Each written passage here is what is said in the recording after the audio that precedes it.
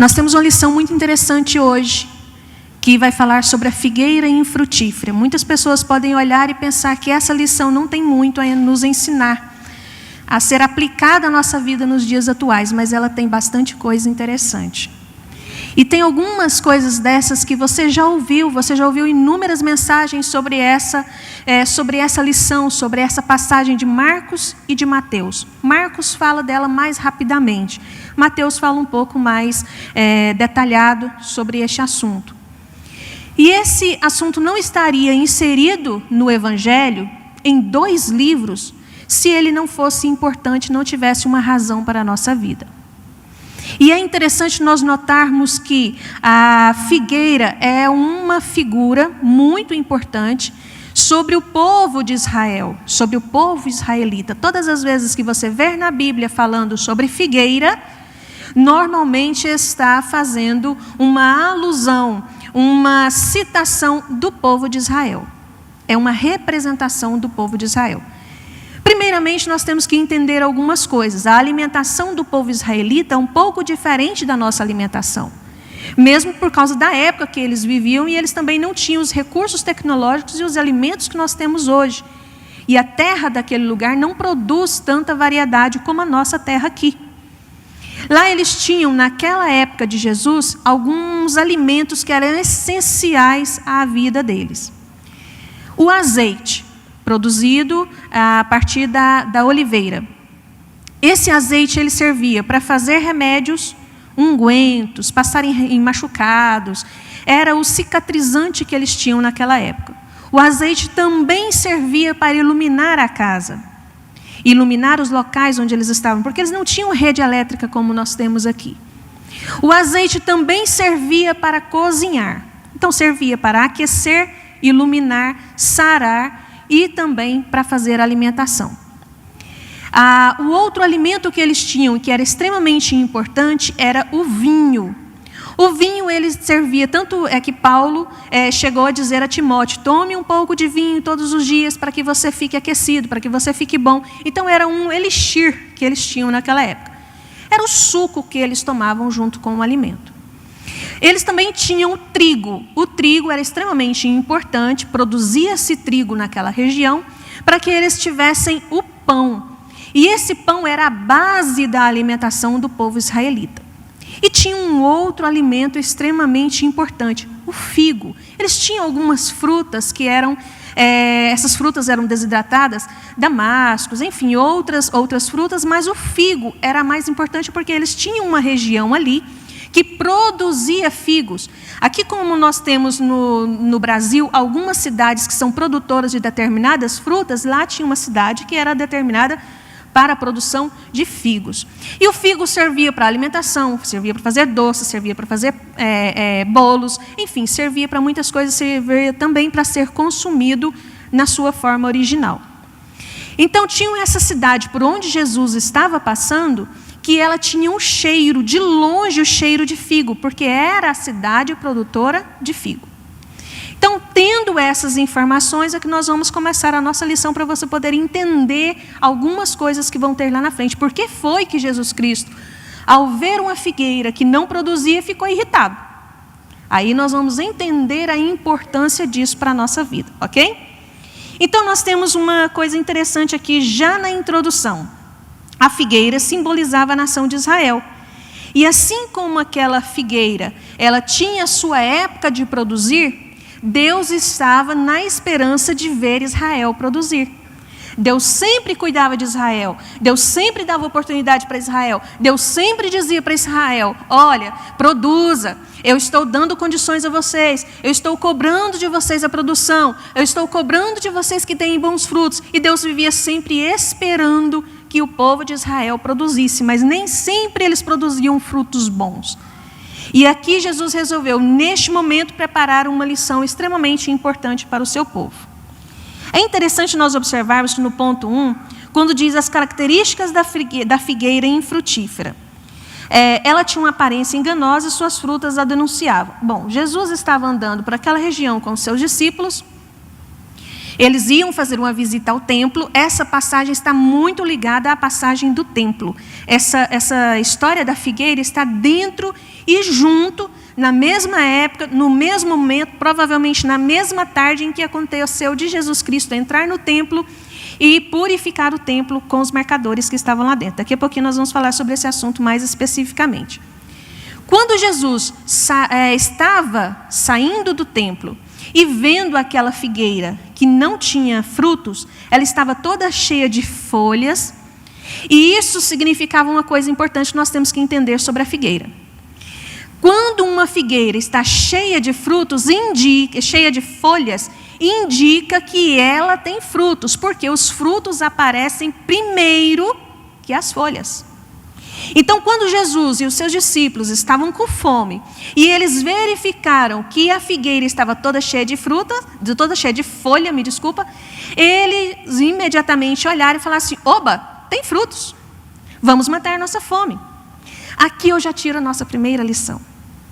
Às vezes nós vimos e levamos a nossa igreja cheio de aparências, bonitos, maravilhosos, frondosos. Cantamos bem, ensinamos bem, pregamos bem, vimos bem para a igreja, cada vez mais parecendo cristãos restaurados, regenerados, controlados pelo Espírito Santo.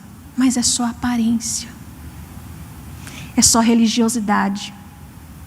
Em muitos casos, aquelas pessoas que querem se aparecer mais que as outras, estão ávidas por fazer alguma coisa, nem sempre estão ávidas para fazer alguma coisa relacionada a Deus, debaixo da dispensação de Deus, debaixo da mão de Deus, conforme a maneira que Deus quer que o trabalho seja feito. Elas querem fazer do seu jeito.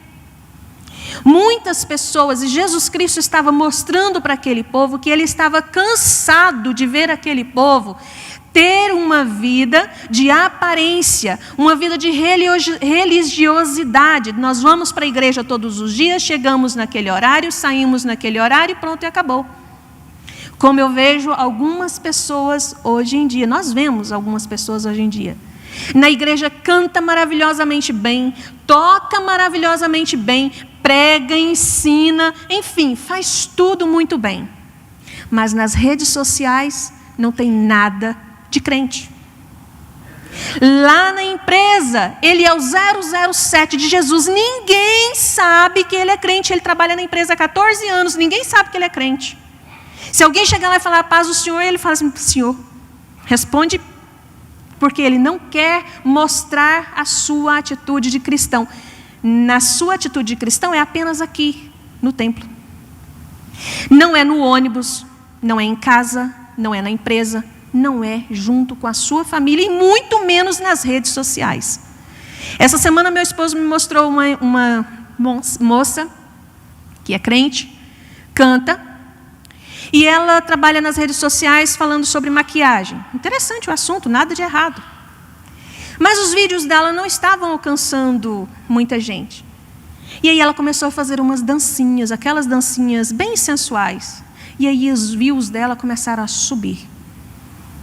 Eu fiquei pensando, enquanto os views dela começavam a subir aqui na terra, provavelmente a espiritualidade dela começou a cair.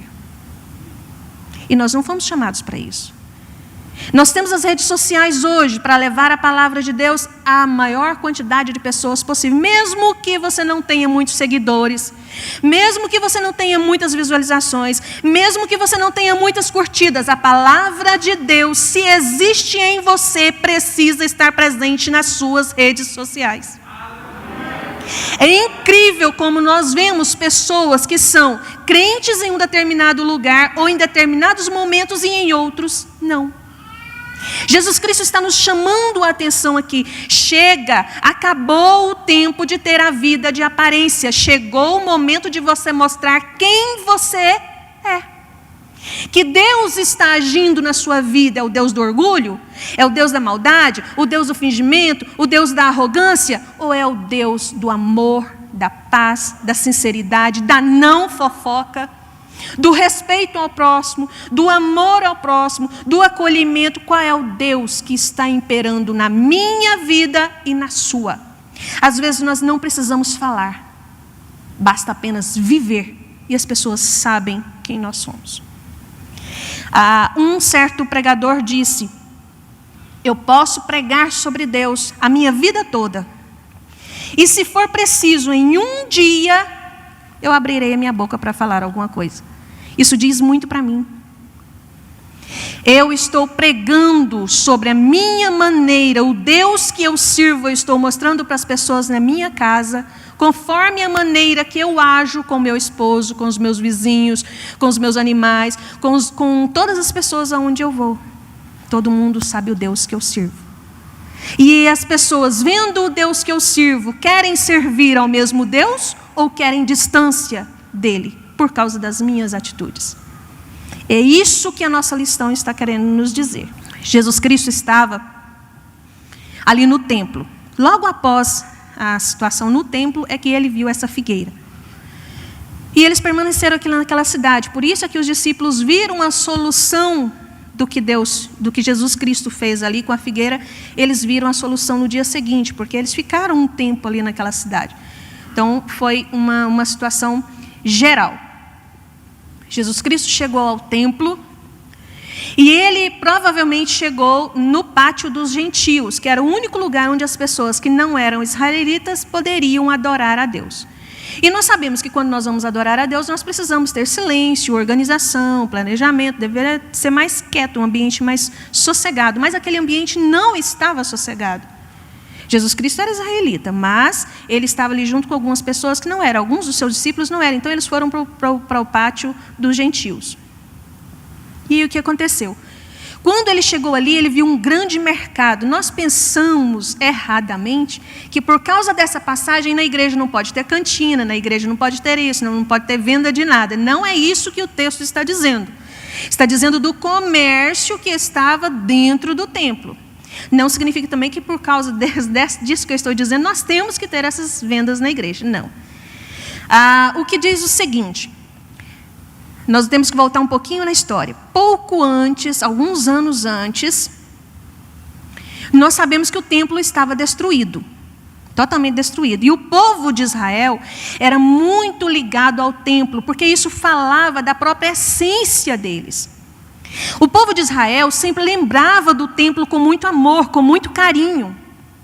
E eles entendiam que Deus estava entre o povo de Israel, porque o templo estava de pé. Então, para eles, era uma ligação muito forte. Cada povo tem um determinado tipo de cultura. A cultura do povo de Israel era essa cultura de ser muito relacionado ao templo.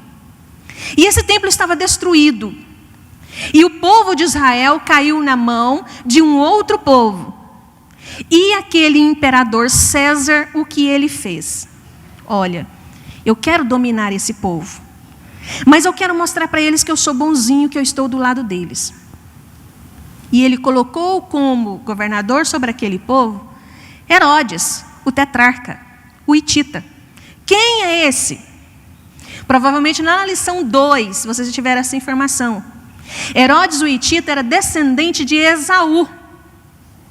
Lembra da história de Jacó e Esaú? Jacó deu a linhagem ao povo de Israel e Esaú deu linhagem ao povo hitita. Então, César colocou o inimigo do povo para governar sobre o povo. Veja quão grande destruição que eles tiveram. Mas só que esse Herodes, ele foi esperto. Ele falou, como é que eu vou trazer esse povo para perto de mim? Ele sabia que o povo gostava do templo, o templo estava destruído. Já sei. Vou levantar o templo. Esse templo da época de Jesus era o templo que Herodes, o hitita, tinha levantado. Quando ele restaurou o templo, quando ele levantou o templo, o povo bateu palmas e ficou muito feliz com ele. Olha, esse é bom.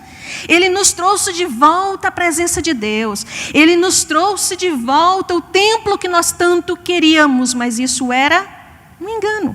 Uma forma interessante de dominar aquele povo. Os sacerdotes que estavam ali estavam amando de Herodes, servindo aos desejos de Herodes, servindo aos mandos, aos desejos, às coisas que ele ordenava, principalmente ao comércio. Eles não estavam interessados em ensinar a palavra de Deus ao povo, mas em assim colocar a cultura do povo que estava dominando eles através da religião. E o povo não percebeu isso. Aos poucos, aquele povo estava sendo ensinado conforme as normas do hitita. E o que aconteceu com esse povo ali? Quando você ia ao templo para fazer um sacrifício, você tinha que levar uma pomba ou um cordeiro, dependendo das suas posses, do seu dinheiro. E algumas pessoas iam ao templo e não tinham um animal para ele poder oferecer. Então ele comprava lá, porque tinha os mercadores que vendiam esses animais. Isso era legítimo. Mas o dinheiro que ele levava era o dinheiro que tinha a esfinge, tanto dos imperadores romanos, que o povo detestava, como também a esfinge de diversos deuses pagãos. Então, dentro do templo não poderia ser usada aquela moeda. Por causa disso, tinha os mercadores, tinha os cambistas. E os cambistas faziam a troca dessa moeda impura por uma moeda que era utilizada dentro do templo. Isso também era legítimo. Então, existia uma moeda corrente dentro do templo. E foi isto que Jesus Cristo chegou lá no templo e saiu batendo em todas aquelas barraquinhas, destruindo, purificando o templo. Por quê? Por causa dessas coisas que eu acabei de falar, por causa da venda dos animais, por causa da troca do dinheiro, começou a surgir dentro do templo uma questão não religiosa. Era uma questão comercial e existia muito lucro e muito barulho ali naquela feira, que impedia com que as pessoas realmente se ligassem a Deus. As pessoas iam ao templo para adorar, mas o que elas encontravam era um comércio preparado e organizado única e exclusivamente para obter dinheiro, não para adoração. E essas pessoas não conseguiam adorar.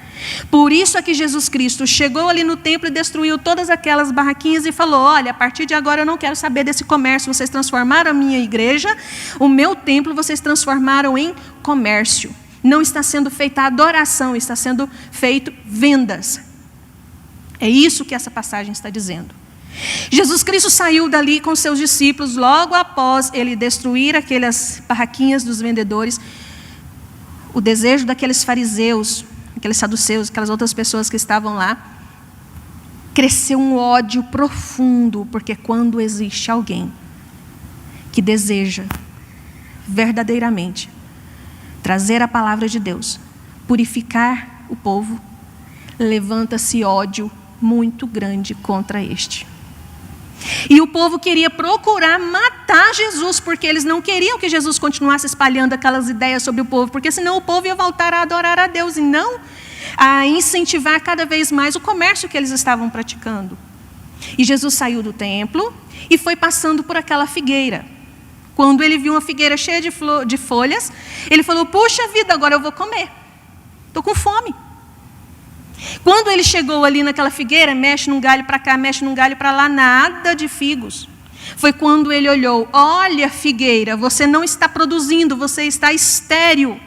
Você só tem beleza, você só tem aparente produtividade, mas você não está produzindo. Então, a partir de hoje, você nunca mais vai produzir. Já que você não produziu até agora, eu já te dei tempo para você produzir. Você não produziu, não vai produzir mais. No dia seguinte, a figueira estava seca, morta. Aqui já vem a segunda lição para mim. Infelizmente, no nosso meio, nas igrejas do Brasil e do mundo, nós vemos muitas pessoas que já estão secas, já estão mortas, mas estão na igreja. Muitos deles estão oferecendo trabalhos na igreja, mas não é produção de fruto. É uma produção meramente religiosa, meramente de costume. Então você está dizendo que algumas pessoas que cantam, algumas pessoas que pregam, algumas pessoas que ensinam, algumas pessoas que fazem diversos trabalhos na igreja não são espirituais? Sim, estou afirmando e reafirmo. Existem muitos, mas não cabe a mim, não cabe a ti julgar quem está produzindo ou não. É fácil ver. A produção do fruto verdadeiro é diferente de alguém que é mera religiosidade. Aquele que é religiosidade, você observa nele uma vida seca, morta, infrutífera. Aquele que está produzindo os frutos, você observa nele o fruto do Espírito Santo. Paz, longanimidade, bondade, amor, todas essas outras coisas. Você não observa a produção desses frutos bons na vida de quem está sendo apenas religioso. Ele se mete em fofoca, ele briga com todo mundo, ele encrenca com todo mundo, ele critica todo mundo, ele fala mal de todo mundo, só o jeito dele é que é o certo, ele quer mudar as formas que a igreja está trabalhando, porque ele acha que a forma dele é melhor do que a forma que já está instituída. Não estou dizendo que nós devemos ficar atrasados no templo, não, nós podemos evoluir, mas existem algumas coisas que não cabem na maneira de nós trabalharmos. Existem algumas coisas que nós não estamos interessados em trazer beleza e encher a igreja, nós estamos interessados em levar a palavra de Cristo e sarar o coração, oferecer pão a quem precisa e não números. Nós não queremos curtidas, views, nós não estamos interessados nisso, nós estamos interessados em levar a palavra de Deus às pessoas e saciar a fome do povo. E aí nós estamos seguindo.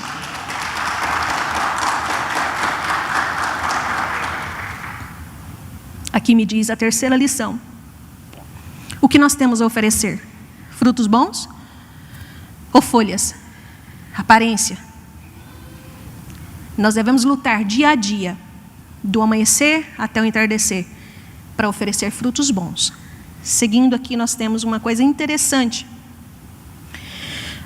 Algumas pessoas hoje estão muito interessadas em oferecer às pessoas uma vida real diferente da vida virtual.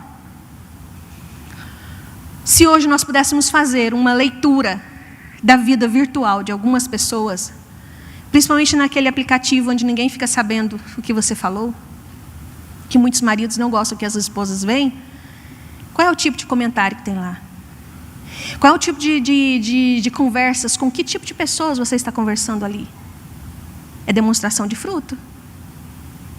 Não adianta você vir pregar bonitinho na igreja se você lá no WhatsApp e em todas as outras redes sociais, você está curtindo fotos esquisitas, mandando fotos, recebendo conversas estranhas. Não adianta. A vida real deve ser igual à vida virtual. A vida virtual também deve demonstrar que tipo de Deus é este que você serve, que tipo de religiosidade você tem, e eu também. Nós já estamos aqui entrando no tópico 2. Nós temos uma coisa interessante para a gente observar, que é diferente as pessoas parecer ter vida e ter vida de verdade. Uma coisa interessante que nós podemos observar, quando nós vamos cozinhar, tem algumas vezes que a comida nem queima, mas também ela não está cozida. Então a gente chama aqui no estado de Goiás com a comida encroada, não é?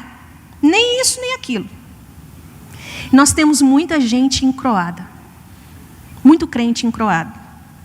Não é nem crente, mas também não é seco, não é vazio, não está morto. Está no meio. E eu me lembro que Jesus Cristo falou sobre essas pessoas também. Jesus Cristo falou sobre tudo na Bíblia. E aqui ele falou lá em Laodiceia: você não é nem frio, nem quente. Por conta disso eu estou com enjoo, estou cheio. Vou te vomitar, vou te jogar para fora, porque eu não quero crente que não é nem frio e que também não é crente. Eu não quero nem uma pessoa que está na igreja e não é crente de verdade, não se entrega, não produz fruto, mas quer apenas mostrar uma religiosidade. Estes eu vou vomitar fora. E Jesus Cristo aqui falou: uma figueira que não produz frutos, ela será cortada. Ela será arrancada, será tirada. E às vezes esse processo de tirar, de arrancar, de podar, pode demorar muito tempo. E não sou eu, não é você quem vai fazer esse processo, é Deus. É o próprio Deus que está dizendo: eu vou te vomitar. Ele não está falando: eu vou fazer a igreja vomitar você, eu vou fazer a igreja cortar você. Não, ele diz: eu vou cortar. E ele corta, se não consertar. Mas ele dá um tempo, tanto para produzir, ele dá uma orientação, ele dá uma chamada de atenção, ele dá um tempo para produzir de novo. Se não produzir, aí sim ele corta. Então Deus é longânimo, ele é bondoso, ele dá tempo. Mas quando alguém erra comigo, eu não dou tempo, não. Vou lá e corto imediatamente. Não é assim que nós fazemos? Não é assim que nós devemos fazer. Se Deus é longânimo, nós também temos que ser longânimos. Se Deus é amoroso, então nós temos que ser amorosos. Se Deus é acolhedor, nós também temos que ser acolhedores. Se Deus é respeitoso, nós também devemos respeitar. E aí nós estamos aqui no tópico 2, uma coisa muito interessante. Desculpa, no ponto 1.2 tem uma coisa interessante que diz o seguinte: o povo de Israel deveria ter reconhecido Jesus como o rei que eles esperavam, porque Jesus Cristo chegou e purificou o templo. Todos os reis que foram bons para Israel, a primeira coisa que ele fez foi purificar o templo, limpar o templo. Mas o povo de Israel não reconheceu Jesus Cristo que estava ali limpando o templo. Eles entenderam que ele era um anarquista, alguém que chegava e fazia bagunça num determinado lugar, ou que estava fazendo uma crítica à religião de Israel. Aqui me mostra uma outra lição, que eu já nem sei qual é o número mais. Antigamente o templo era físico, paredes. E Jesus Cristo chegou e purificou. Hoje, o templo sou eu, é você. Jesus Cristo está à porta. Ele quer purificar a mim, porque eu estou falando, eu estou aqui na frente, então tem que ser eu primeiro. E aí ele vai purificar a ti também. Mas se eu estiver impura, o que é que as minhas palavras vão fazer? Espalhar impureza cada vez mais. Então o líder precisa estar purificado. Quem canta, quem toca, quem prega, quem ensina, quem lidera, precisa estar puro. Porque o que ele faz vai produzir bons ou maus frutos na vida dos outros. Então, primeiramente tem que chegar a palavra, falar conosco, para depois chegar ao povo. Porque como é que nós vamos saciar a fome do povo se nós não temos o que oferecer? Aqui no 1.2 diz uma coisa muito interessante, mas também diz lá no 2 alguma coisa. Existem algumas pessoas que querem queimar etapas, e isso está errado. Queimar etapas é uma das coisas mais complicadas que existe na igreja brasileira. Há alguns anos, infelizmente, nós vimos que foi publicado e muitas pessoas aplaudiram. Um rapaz com 17 anos de idade foi consagrado pastor de uma igreja. O que um garoto, não estou dizendo que pessoas jovens não têm o que oferecer, mas eu estou dizendo que experiência espiritual tem, que vivência com Deus tem uma pessoa com uma idade tão curta para ser pastor de uma igreja e ministrar sobre casais, sobre famílias, criação de filhos, jovens. Então não podemos queimar etapas. Existe o tempo de nós aprendermos, nós sentarmos e ouvirmos. São algumas fases: aceitar a Cristo e a sua palavra, passar pelo processo de regeneração, que pode durar inclusive a vida toda, passar pelo processo de regeneração, a aprender, ter experiência, prestar pequenos serviços para depois ensinar, para depois pregar. Existem algumas pessoas que aceitam Jesus hoje e já querem pregar amanhã. Não está pronto ainda. Essa madrugada, enquanto eu estava lendo essa revista, eu estava assistindo a luta do UFC. E eu achei interessante uma coisa. Eu não sou violenta não, gente. Mas eu aprendi algumas coisas com aquela luta. Uma pessoa lá estava dizendo, a narradora estava dizendo: olha, esse lutador nunca foi abatido. Ele nunca caiu. E isso só dificulta a vida do seu oponente, porque ele é duro na queda, ele não cai. Aí eu fiquei pensando, é isso? Será que um dia Deus poderá falar de mim? Esta não cai. Ela dificulta a vida do inimigo. Ela dificulta quando o inimigo quer chegar e acabar com a vida dela.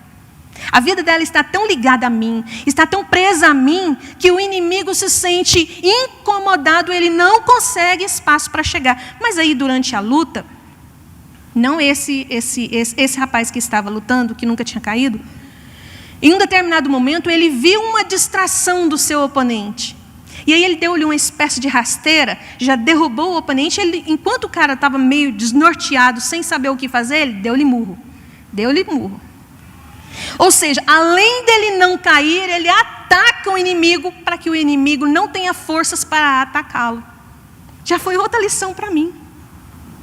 Não adianta só eu me preservar, mas eu tenho que ir contra o inimigo, para que ele não tenha forças, não se sinta forte o suficiente para vir me atacar. Mas existem momentos na nossa vida que nós estamos fracos, e é nesses momentos que nós precisamos pedir a intervenção de Deus para nos proteger. Nesse momento nós estamos fracos. Sobre pular etapas, eu tenho uma outra história. Quando criança, eu sou até hoje, uma pessoa muito curiosa. E aí nós morávamos no meio do mato mesmo, literalmente no meio do mato. A casa mais próxima da nossa ficava a 1 quilômetro de distância. E era um bairro aqui em Goiânia. Então, eu ficava lá nas latas de tinta, enquanto minha mãe lavava roupas, eu ficava, mãe, que letra é essa? Que letra é essa? Eu tinha 3, 4 anos. Que letra é essa? Como é que fala essa palavra? E ela falou, essa menina precisa ser alfabetizada, porque ela não vai me dar paz, não vai me dar sossego. E ela me alfabetizou. Enfim, cheguei à escola com os meus 6 anos de idade. Eu já sabia ler e já sabia escrever algumas palavras. Eu lia texto. E aí os professores me deixaram lá naquela época, era pré, me deixaram no pré durante 1 mês. Eu terminava as tarefas primeiro, que todo mundo ia atormentar a turma inteirinha, porque eu saía andando. E o que você está fazendo? Não, não é assim não, eu queria ensinar os outros meninos. E aí os professores falaram, ela está atrapalhando. Então vamos fazer uma prova e ver se ela aguenta passar para a série seguinte. Fui para a primeira série. Fiquei na primeira série 1 semana, fiz a mesma coisa. Me passaram para a segunda série. Pulei a etapa do pré. Nem o pré eu fiz. Fui direto para a segunda série. Isso eu carrego problemas até hoje por causa dessa queima de etapas. Porque foi lá no pré é que nós trabalhamos com as crianças sobre a questão de segurar as coisas. Até hoje eu pego uma coisa e eu deixo cair, porque não foi trabalhada a minha coordenação motora fina e nem a coordenação motora grossa.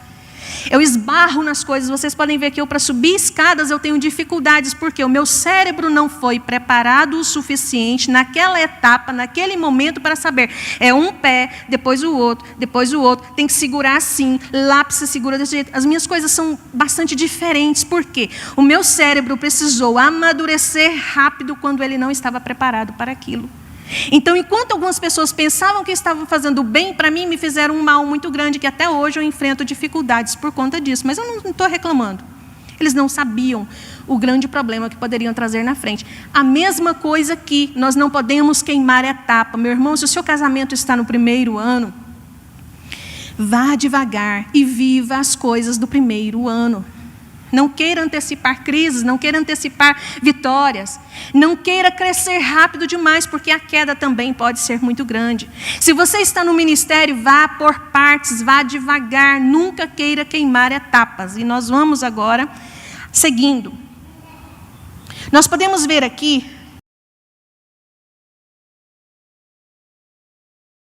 coisas indispensáveis para que a gente possa crescer. São 3 coisas. Primeira delas, fé.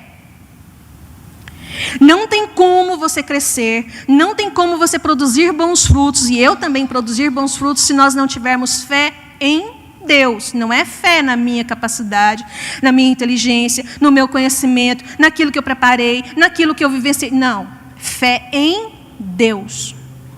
Você pode ter a melhor mensagem do mundo, se ela não estiver coberta pela confiança única e extrema em Deus, de nada adianta. Existem algumas pessoas que são os melhores engenheiros na terra. Podem prestar um serviço na igreja, sim, mas durante a pregação não é a engenharia que vai falar, é a palavra. Você pode ser o melhor palestrante do mundo, mas durante a pregação aqui, durante o ensino aqui, não são conhecimentos humanos que vão fazer com que a palavra chegue no coração das pessoas e nem transformar o coração das pessoas. É a palavra de Deus, única e exclusivamente. Algumas pessoas podem ficar chateadas e falar, então você não concorda com esse tipo de ensino na igreja? Não, não concordo, se não tiver a palavra de Deus.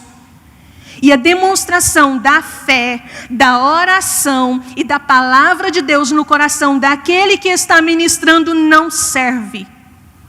Nós não estamos aqui para falar a palavra de homens, o ensino de homens. Nós não estamos aqui para tratar a igreja como uma empresa. A igreja não é empresa. Você pode utilizar os conhecimentos que você tem para fazer a empresa crescer lá na sua empresa. Aqui é a igreja, é a casa de Deus, é o local onde Deus está. Aqui não cabe esse tipo de mensagem vazia. Aqui cabe a mensagem de Deus pregada mediante a conquista na oração, na fé em Deus e na guarda da palavra de Deus no coração do pregador. Posso utilizar conhecimentos da pedagogia para ensinar? Sim, é válido. Mas não é a pedagogia que transforma o coração do pecador. Posso utilizar conhecimentos da área de crescimento de empresa? Sim, mas não é isso que vai salvar a vida das pessoas.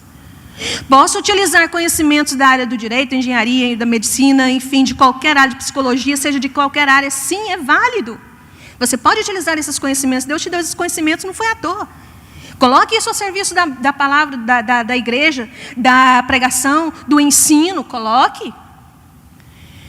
Mas a prioridade é a palavra, é a oração. Se você não conhecer a palavra, não tiver fé em Deus, única e exclusivamente em Deus, com o joelho dobrado, e a guarda da palavra e cumprimento dessa palavra na minha vida, na sua vida, de nada a nossa mensagem vai alcançar o coração do pecador. E estamos já aqui. Qual é a oração que Deus responde? A oração que Deus responde é aquela que está conforme a vontade dEle. Aqui nessa passagem, saindo do templo, encontrando a figueira, no dia seguinte os discípulos voltando para outra cidade onde eles estavam, a figueira seca. Aí os discípulos ficaram impressionados. Puxa vida, ele falou e a figueira secou mesmo. Isso era uma alusão. Jesus Cristo estava dizendo, assim como Israel não tem produzido os frutos, também poderá acontecer com a nação de Israel de secar, de morrer, de desaparecer, se não se voltar para a minha palavra, se não buscar a minha palavra da forma adequada. Aí Jesus Cristo completou uma coisa interessante, falou, se vocês tiverem fé, essas coisas vão acontecer, coisas maravilhosas. Até monte, se você falar, o monte vai mudar de lugar. Essa lição aqui não estava dizendo como secar figueiras e como mudar montes. Não é isso que está ensinando essa palavra. Está dizendo a importância de alguém fazer algo que está conforme o coração de Deus. Se você orar e essa sua oração estiver em conformidade com o que Deus quer para a sua vida, para o seu povo, pode ser uma coisa inimaginável que vai acontecer. Mas se uma moça começar a orar, Deus, destrói o casamento dele porque eu quero casar com ele, não vai acontecer. Deus vai dizer, se eu começar a orar hoje e pedir, Deus, eu quero uma Ferrari, eu gosto de Ferrari, eu acho bonito Ferrari. Sempre gostei, mas eu não posso pedir uma Ferrari porque eu não sei nem ligar carro, eu não dirijo. E eu sou meio doidinha de uma velocidade, eu gosto. Se eu pegasse uma Ferrari, imagina, eu ia bater no primeiro poste que eu encontrasse. Então Deus não vai me dar uma Ferrari. Enquanto eu não tiver maturidade para saber que no trânsito eu não posso correr. Não é porque eu tenho um carro potente que eu vou correr, porque eu vou fazer besteira. Então Deus não vai me dar. Eu também não vou chegar para Deus e falar assim, Deus, me dá uma empresa grande, porque eu vou ficar exibida, eu vou ficar cheia de mania, achando que eu sou melhor do que os outros. Eu estou dizendo assim no sentido de todas as pessoas, né? Deus não vai dar para nós coisas que vão trazer mal para nós. Deus vai trazer coisas que vão nos ajudar a produzir para Ele. É aqui que está o problema da teologia da prosperidade. Muitas pessoas estão querendo e buscando de Deus coisas para si. Só Ele será beneficiado. Aí Deus olha e fala assim, e eu? E a minha obra? O que você está pensando em relação à minha obra, utilizando isso que eu vou te dar? É isso que está errado na teologia da prosperidade. Porque eu estou buscando coisas para mim. Não é que está errado as pessoas terem bens. Não, podem ter bens. Mas o que é que você pretende fazer com esses bens para glorificar a Deus que te deu? É isso, é esse o ponto. Então nós temos que estar atentos. Qual é a oração que Deus responde? Aquela que está em conformidade com a vontade dEle. Senhor, faça o que estiver na tua vontade, aqui na terra como no céu. Porque é isso que Ele vai fazer. E aí nós temos o ponto 3. O ponto 3 é extremamente interessante também, que nos diz o seguinte: como é que nós vamos fazer para produzir mais? As lições práticas acerca da figueira, né? Nós precisamos desenvolver a fé, a oração e a guarda da palavra para a gente produzir.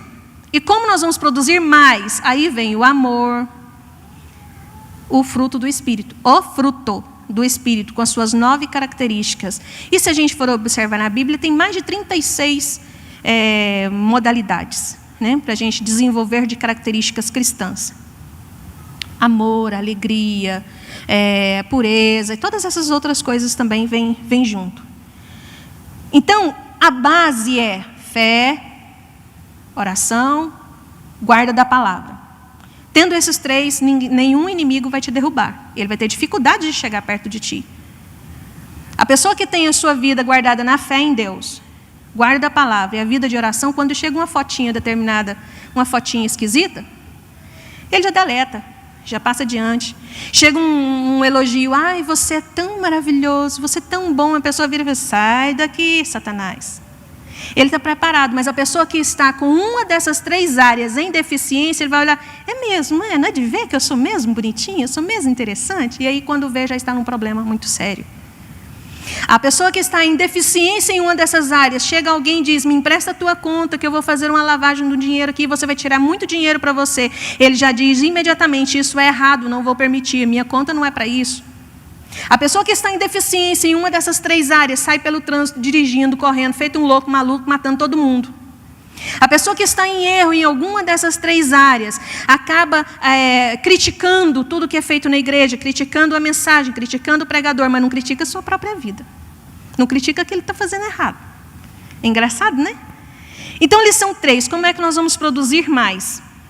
Se estivermos em Deus, nós vamos produzir indefinidamente, em tempo e em fora de tempo. Aquela figueira estava cheia de folhas e tudo, era um sinal de que aquele ano, era um ano inteiro que ela não iria produzir. Porque a figueira produz 2 vezes por ano, na safra, que é mais ou menos em agosto, e essa situação aqui deve ter acontecido por volta de maio, que é a primeira vez que ela produz, que é, como nós chamamos aqui no Brasil, de safrinha. Então, é anti-safra. Então, se ela estava com folhas já no mês de abril, mais ou menos, então quer dizer que ela não iria produzir durante o ano inteiro. Foi por isso que Jesus disse: eu já te dei tempo, o seu tempo acabou, sinal que você não vai produzir mais. Então, agora, essa lição está chamando a nossa atenção. Eu estou produzindo? Essa lição está querendo dizer isso para nós. Que tipo de fruto eu estou produzindo? Eu estou produzindo? E como eu vou fazer para produzir? Nós já demos a receita. Oração, santificação, guarda da palavra, fé em Deus, única e exclusivamente. Não acredite em ti, não acredite em mim, acredite em Deus. Não olhe para a minha vida porque eu erro, não olhe para a sua vida porque você erra, não olhe para o irmão que está no banco do lado porque ele erra também, ele é ser humano. Olhe para Deus. E agora eu quero deixar uma lição terrena mesmo. Plante as suas próprias sementes, para que você não seja obrigado a passar o resto da sua vida na sombra de alguém. Plante a sua semente, porque quando Jesus Cristo voltar, não dá para segurar na barra da calça do pastor, ou da pastora, ou do obreiro, do professor. É você e Deus. O julgamento é para mim, o julgamento é para ti, para nós apenas. Vamos orar?